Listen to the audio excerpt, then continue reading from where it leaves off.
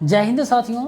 देखिए आज फिर से आपके सामने एनटीपीसी का chapter wise previous year paper solution लेकर आए हैं और इस प्रीवियस ईयर पेपर में हम परसेंटेज का जितना भी क्वेश्चन पिछले साल पूछा गया, पिछले बार चाहे एनटीपीसी के एग्ज़ाम में हो, एएलपी के एग्ज़ाम में हो, ग्रुप डी हो या फिर आरपीएफ के एग्ज़ाम में हो, हर एक एग्ज़ाम के जितने भी क्वेश्चंस बनते हैं उन सभी क्वेश्चन को बारी बारी से डिस्कस करने वाले हैं। और देखिए बहुत ही रिपीट किया जाता है एक ही तरीके का क्वेश्चन, इसीलिए आप प्रीवियस ईयर पेपर पर ज़्यादा जोर दीजिएगा, चाहे रेलवे के किसी भी एग्ज़ाम की आप तैयारी कर रहे हैं, ठीक ना। तो देखिए पिछले क्लास में हम 40 नंबर तक कंप्लीट कर लिए थे और आज के क्लास 41 से लेकर 50 नंबर तक कंप्लीट करेंगे और ये 5वां क्लास होगा, ठीक है ना। तो देखिए जो भी आपको चीज़ बोलेंगे मेरे भाई, फॉर्मूले ट्रिक्स वगैरह देंगे ना, सभी के सभी आप नोट कर लीजिएगा यदि नहीं आएगा तो, ठीक है ना। देखिए बोल रहा है 2400 के 12% में क्या जोड़े कि योगफल जो है 5400 के 18% के बराबर हो जाए। तो देखिए 2400 के 12% हम निकालेंगे पहले। 2400 के 12% का मतलब क्या हुआ, 12/100 हो जाएगा, ठीक है ना। इसमें हम क्या जोड़ें इसमें कि 5400 के 18% के बराबर है, तो 5400 के 18% के बराबर मतलब 18/100, यही है ना। अब देखिए इसको क्या करेंगे हम, 2 0 ख़त्म, इसमें भी 2 0 ख़त्म, 24 गुने 12 करेंगे तो कितना आ जाएगा, 296 आ जाए, 298 आ जाएगा, ठीक है ना। 12 चौक 48, 12 दूना 24, कितना आ जाएगा, 288 आता है, सॉरी 288 आ रहा मेरे दोस्त ये। अब यहाँ पर इसको गुना करेंगे तो 18 चौक 72, 18 पचे 90, 2 7 9 आ रहा। अब देखिए इसमें क्या जोड़ें कि 972 आ जाएगा, तो 972 आ जाएगा, क्या जोड़ें, या तो इसमें घटा दीजिए सीधे 288 घटा देंगे तो कितना आ जाएगा 4, ये हो जाएगा 8, ये हो जाएगा 6, यानी 684 जो है वो जोड़ेंगे इसमें, तब जाके देखिए कितना है, दोनों संख्याएं बराबर हो जाएगी, यानी 972 हो जाएगी। आपसे यही पूछ रहा था कि 288 में से कितना जोड़े कि 972 हो जाए, तो कितना जोड़ेंगे, 684 जोड़ेंगे, तब जाके 972 हो जाएगा। ऑप्शन नंबर डी इसका करेक्ट आंसर हो गया। देखिए एक और सवाल है, क्वेश्चन नंबर 42 बोल रहा है एक संख्या का 25% दूसरी संख्या के 30% से 7 अधिक है, संख्याओं के बीच का अंतर दिया हुआ है 29 है, तो पूछ रहा है संख्याएं ज्ञात कीजिए। अब यहाँ पर क्या करेंगे देखेंगे क्वेश्चन पहले ऑप्शन के माध्यम से बनता है कि नहीं। दिया है संख्याओं के बीच का अंतर जो है 29 है, तो हम ऑप्शन में देखते हैं क्या दोनों संख्याओं के बीच का अंतर 29 है, ऑप्शन में जो भी दिया गया। तो 34 में 5 गया 29, यहाँ भी अंतर 29, यहाँ भी अंतर 29, यहाँ भी अंतर 29, यहाँ भी अंतर 29 का आ रहा, मतलब ये ऑप्शन के माध्यम से छट नहीं रहा, ठीक है ना। यदि एक ही ऑप्शन का अंतर होता 29 तो वही मारकर हम निकल जाते हैं। अब देखिए कुछ महान लोग क्या करेंगे इस क्वेश्चन को सॉल्व करने का तरीका, बोलेंगे एक संख्या का 25%, तो एक संख्या जो भी होगी पहली संख्या दिया होगा और ये लास्ट में दूसरी संख्या आखिरी संख्या दिया होगा, तो देखेंगे कि एक संख्या का 25% मतलब मान लेते हैं एक संख्या x है, इसका 25% निकालेंगे 1/4, ठीक है ना। अब देखेंगे कि जो ये संख्या x होगी वो 4 से कट जाएगी, तो अब देखेंगे ऑप्शन पर जाके 40 है, 4 से कट जाएगा, यही मार देते हैं, आंसर टिक करके चल जाते हैं। मेरे भाई ये गलती मत करना, हमेशा जरूरी नहीं है ऑप्शन के माध्यम से हो ही जाएगा। और सबसे बड़ी बात यहाँ पर बोल रहा है ना 25% से दूसरे के 30% से 7 अधिक है, कोई जरूरत नहीं, पॉइंट में भी हो सकता है, ठीक है ना, पॉइंट में भी हो सकता है, बस 7 अधिक होना चाहिए, तो यहाँ पर आपको कैलकुलेशन करना पड़ेगा। तो हम देखिए क्या करेंगे, एक संख्या का 25% दूसरी संख्या के, तो एक संख्या मान लेंगे आपका x मान लेंगे, इसका क्या है 25% का मतलब 1/4 जो है, दूसरी संख्या y मान लेते हैं, y का 30% मतलब 3/10, ये दूसरी संख्या से ये जो है ना ये पहली संख्या दूसरी संख्या के 30% से 7 अधिक है, तो 7 इसमें जोड़ देंगे तो इसके बराबर हो जाएगा ना एक दूसरे के। यदि मैं बोलूँ आपको कि मेरे पास आपसे 10 रुपया अधिक है, तो आपके बराबर करने के लिए हमको क्या करना पड़ेगा, या तो आपको भी 10 रुपया देना पड़ेगा हम, या तो फिर हम अपना पैसा 10 रुपया जो है वो हटा देंगे, तो दोनों बराबर हो जाएंगे ना। तो उसी तरीके से यहाँ 7 अधिक कर दिए तो बराबर हो गया। अब देखिए xy 4 आया, -3y 10 आया, ये समझ आ रहा है ना कैसे कर रहे हैं, बराबर ये 7 है। एलसीएम 20 लेंगे मेरे दोस्त, तो क्या हो जाएगा, एलसीएम 20 लेंगे तो 5x - 6y बराबर 20, एलसीएम लेंगे 20 × 7 140, ठीक है ना। अब देखिए अगला जो दिया हुआ संख्याओं के बीच का अंतर x - y बराबर दिया हुआ 29 दिया हुआ है। अब इसको हम क्या करेंगे, 5 से मल्टीप्लाई कर देंगे, ठीक है ना। तो क्या आ जाएगा, 5x - 5y बराबर 29 × 5 145 आएगा। अब देखिए इसको भूल जाइए थोड़ा देर के लिए, अब इन दोनों को सोल्व करिए, घटा दीजिए, प्लस है तो माइनस हो जाएगा, माइनस है तो प्लस हो जाएगा, प्लस है तो माइनस, 5x कैंसिल, -6y में से +5y जाएगा तो क्या होगा, -y होगा, -y बराबर क्या होगा, -5 हो जाएगा। 140 में से 145 जाएगा तो -5, तो y बराबर क्या हो जाएगा मेरे दोस्त, 5 हो जाएगा, ठीक है ना।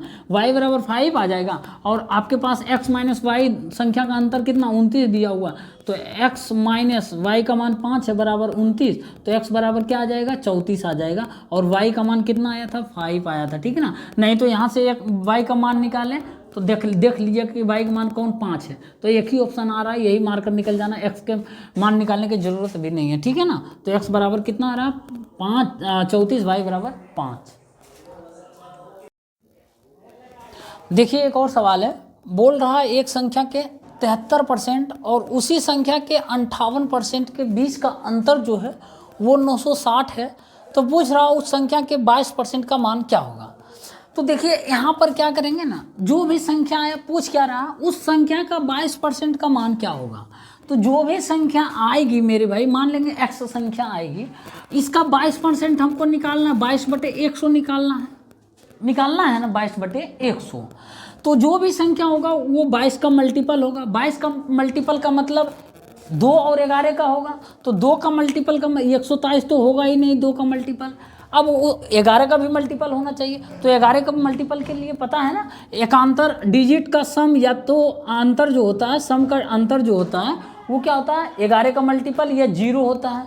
तो देखिए क्या होगा, 1 + 0 कितना है, 1 होगा, और ये 4 + 8 12 होगा, इन दोनों का अंतर कितना हो, 11, यानी ये 11 का मल्टीपल होगा, यानी 11 से डिवाइड होगा, ये 11 का मल्टीपल जो बोलिए, ये ऑप्शन हो सकता है। ऑप्शन बी देखिए, 3 1 3 4 होगा, 4 उसके बाद 6 5 11, इन दोनों के बीच का अंतर कितना है, 7 है, 11 का मल्टीपल नहीं होगा, खत्म कहानी ये। अब देखिए ये 1324, ये भी 1 2 3 हो जाएगा, और ये 4 3 4 7 हो जाएगा, इन दोनों के बीच का अंतर 4 है ना, 4 हमको नहीं चाहिए, हमको 11 चाहिए, तो ये भी ऑप्शन एलिमिनेट हो गया, तो ऑप्शन नंबर ए इसका करेक्ट आंसर हो जाएगा। अब देखिए ये हुआ आपको ऑप्शन के माध्यम से बताने का एक तरीका हुआ, ठीक है ना। आप एग्जाम में भी यही मेथड फॉलो करिएगा, कोशिश करिएगा, मार्कर इसी तरीके से निकले। अब देखिए बनाने का विधि क्या है, बोल रहा है एक संख्या के 73%, तो एक संख्या के मान लेंगे 100 है, संख्या जो है टोटल मान लेंगे 100, ठीक ना।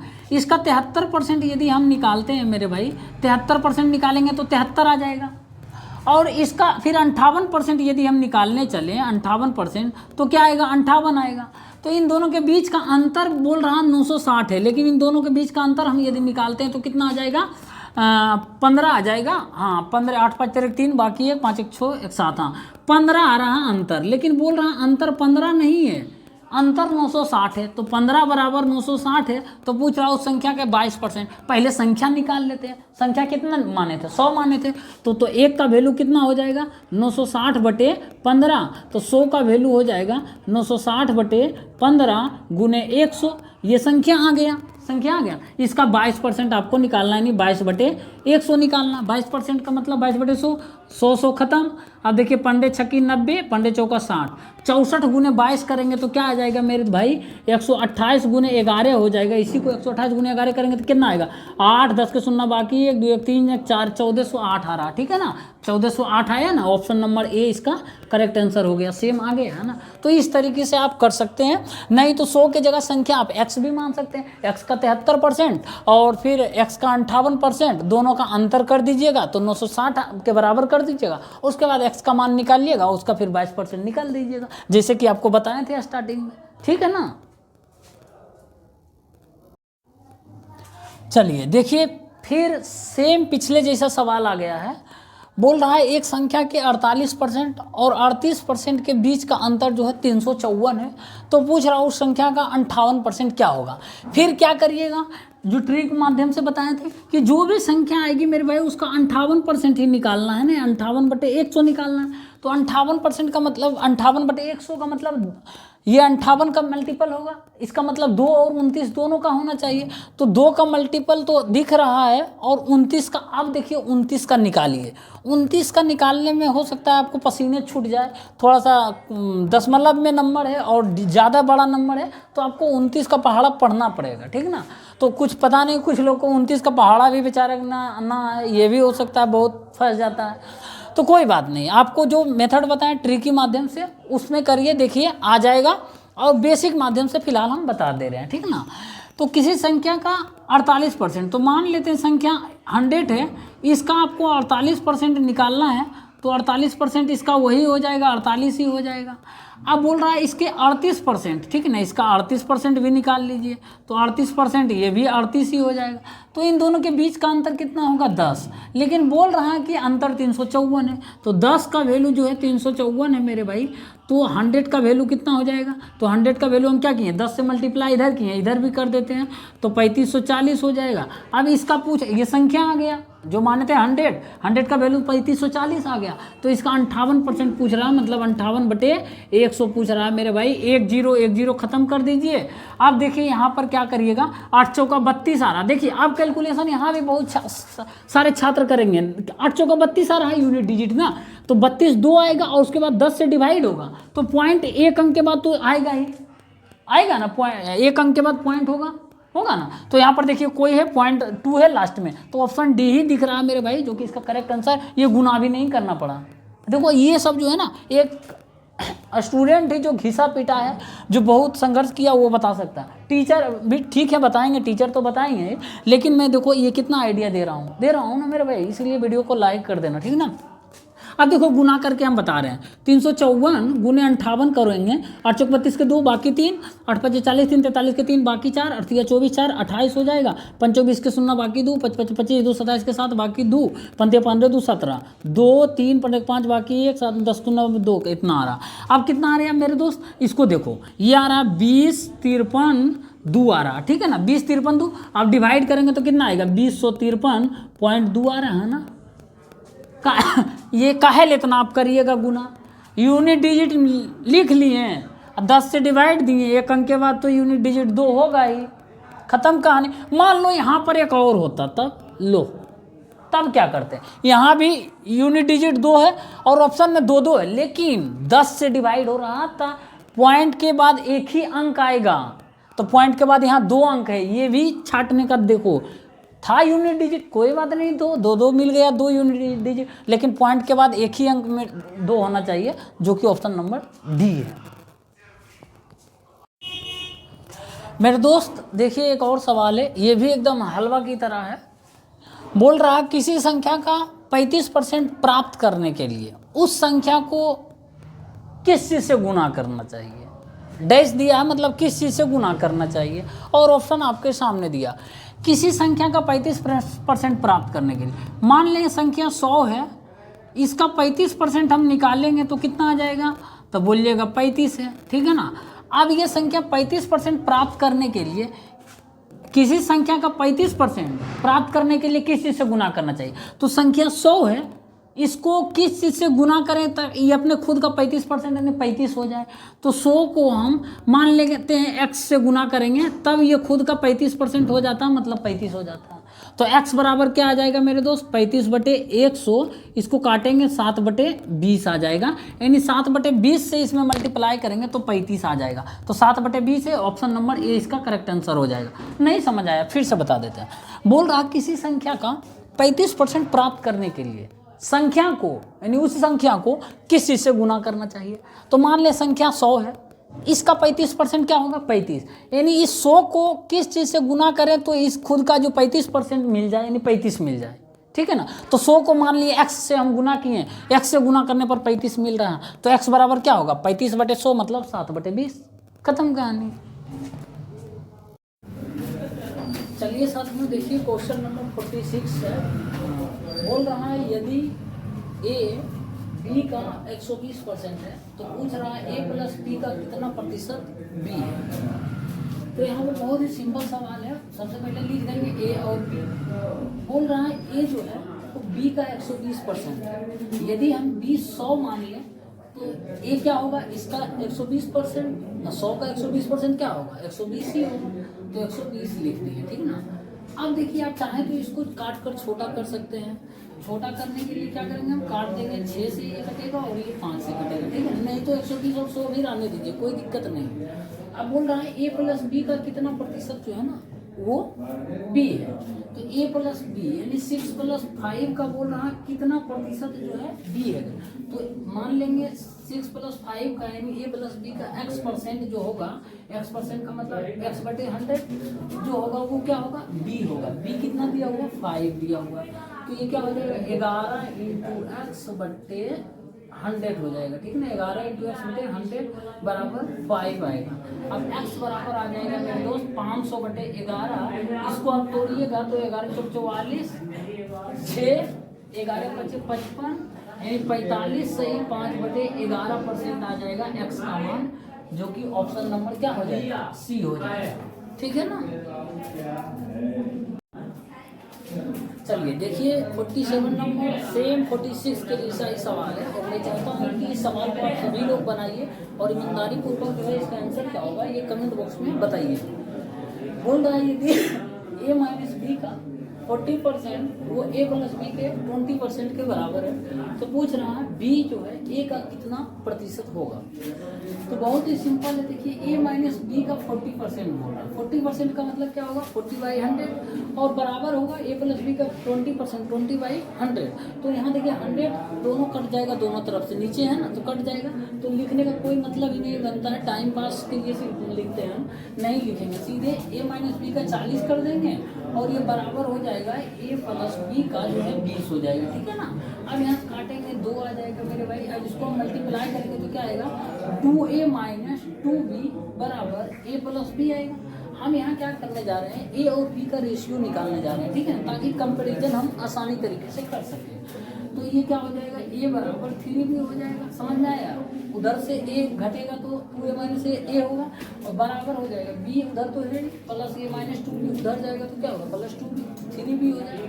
तो a रेशियो a/b बराबर क्या हो जाएगा 3/1, मतलब a और b का रेशियो निकालना चाहे तो 3:1 आ रहा है, ठीक है। अब बोल रहा है b जो है a का कितना प्रतिशत है, यानी b पूछ रहा है कितना प्रतिशत होगा, किसके रिस्पेक्ट में, a के रिस्पेक्ट में। तो b पूछ रहा है तो b एक पूछ रहा किसके रिस्पेक्ट में, a के रिस्पेक्ट में, मतलब 3 के रिस्पेक्ट में, और कितना प्रतिशत होगा तो 100 से मल्टीप्लाई कर देंगे तो 100/3% होगा मेरे भाई।